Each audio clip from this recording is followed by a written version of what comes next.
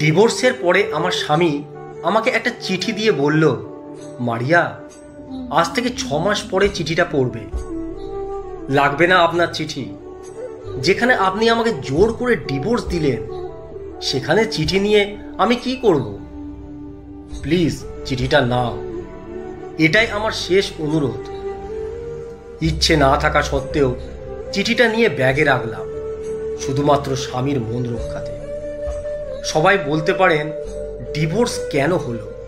আসলে এই প্রশ্নটা আমারও। কেন সে আমাকে ডিভোর্স দিল? কি এমন অপরাধ করেছিলাম আমি?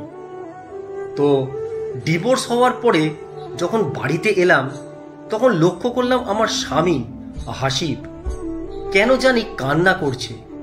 মনে মনে ভাবলাম, কান্না করুক, তাতে আমার কি? সে তো এখন আমার স্বামী না, সে আমাকে ঠকিয়েছে। ভাবতে ভাবতে বাড়ি চলে এলাম। এরপরে দীর্ঘ 1 বছর চলে যায়, হাসিবের সঙ্গে আমার কোনো যোগাযোগ হয়নি।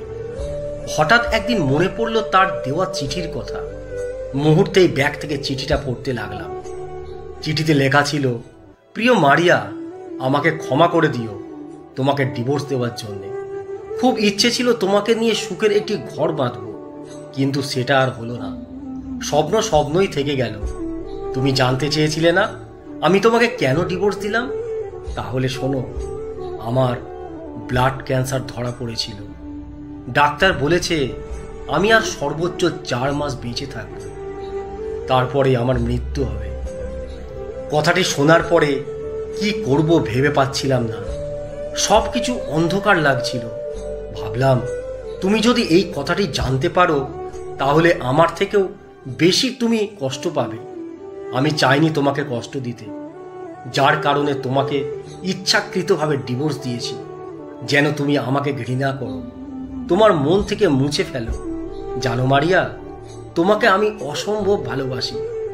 তোমার ডিভোর্স দেওয়ার পরে অঝরে কান্না করেছি, কিন্তু কিছু করার ছিল না। আমার চোখে দেখা তুমি শ্রেষ্ঠ নারী, তোমার মতো কাউকে পাইনি।